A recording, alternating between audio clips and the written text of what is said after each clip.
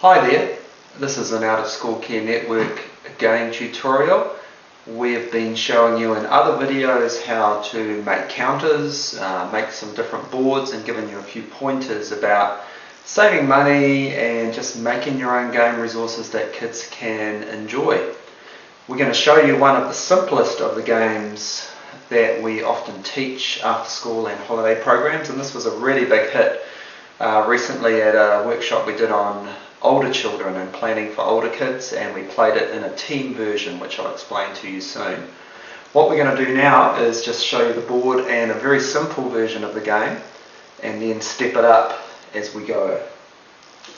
With game boards, it's really important that they are flat and they don't move, and often a commercial game board will be a little bit heavier than a lot of the things, the materials that we use here, the cardboard that we use.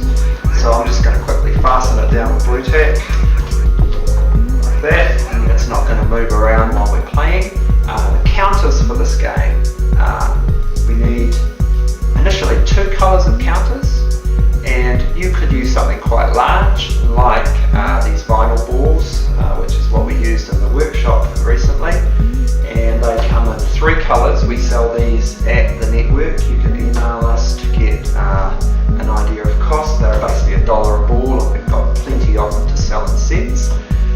With these you would need a fair quantity to be playing Naughts and Crosses. You probably need 4 or 5 of each colour, and as you'll see, the red on a red board, you might use a different colour. You might use a yellow board if these were the 3 colours, and these are the 3 colours we've got in these large sizes. These are quite good because they're really easy to see from a distance. Okay, what we're actually going to use for this version of the game that we show you today is paper counters, and these are very handy if you need quite a quantity of counters but you don't have on hand exactly the right stuff. So you just simply get some coloured paper and scrunch it up, and very quickly kids can give you a hand and you've got a full set of counters, more than enough that you need.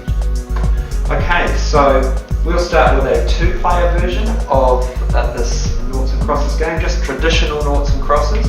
What we're actually going to do once we've taught that is show you how to add another player or 2. Okay, so 3-player, 4-player Naughts and Crosses. Okay, basically following the same rules as traditional Naughts and Crosses. You may not have played it like this before, of course, with a board. You may have just drawn it on a piece of paper and finish the game and start another one, draw another one. This is obviously a setup you can reuse.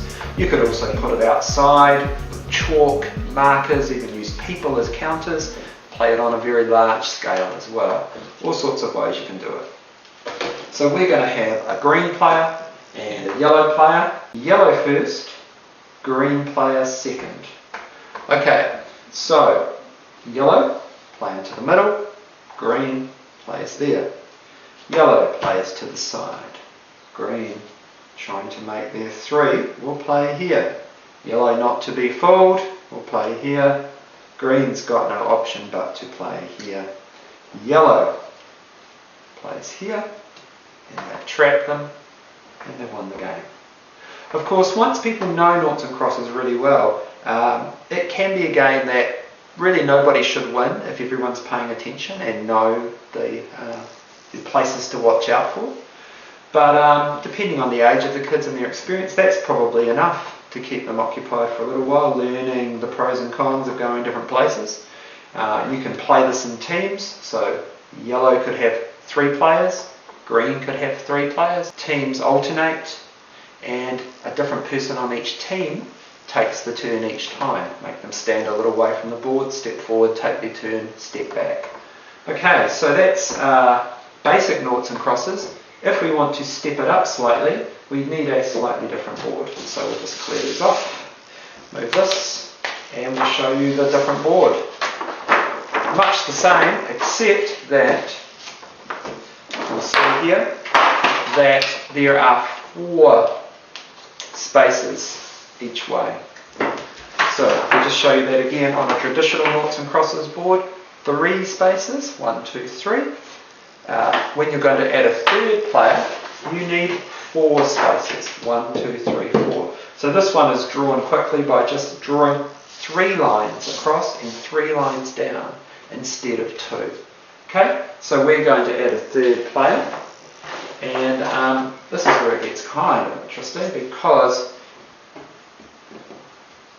the order that you play becomes quite important, and you play the same order for the whole game. So we've got yellow playing, and then green, and finally blue.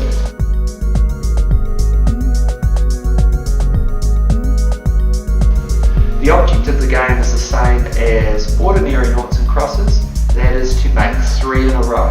1, 2, 3, either diagonal, just to show you, either diagonal 3, or straight line, or across in any part of the board.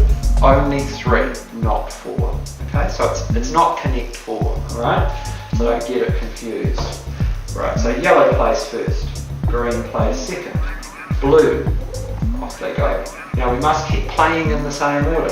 So yellow plays there. Where does green need to go? Green's paying attention, they will go here. Now, of course, green now has an opportunity to make 3 at either end. Blue is very interested in making their own 3, so they're going to go here. Now what's going to happen? Well, yellow is the next player, and yellow has somewhat different options. Yellow can go here to block green. They can go here to block blue. As you can see, probably the best thing to do, seeing green is playing next, is to actually play there. Then green, if they're smart, will block blue. Of course, green's not paying attention, so green pops it over there, really hoping that no one will notice that they can get a diagonal here, and then blue has won. Okay, so they're playing the same order all the time. And again, it's a case of once people have seen it a few times, they start to see what they need to watch out for, and the game can sort of be solved like a puzzle. But if you're playing in teams, it gets quite interesting because the teams have to discuss where they're going to go next. Each player gets to make that decision as they come up and play, and it's a real fun way to play. You can add a 4th player, so for instance another player, so another colour, and all you have to do is make the board 1 space bigger again. 1, 2, 3, 4, 5 spaces, and that's a 4-player game, or 4 teams. So that's Naughts and Crosses, maybe not as you've seen it before. Take it and run with it. Hope you have fun.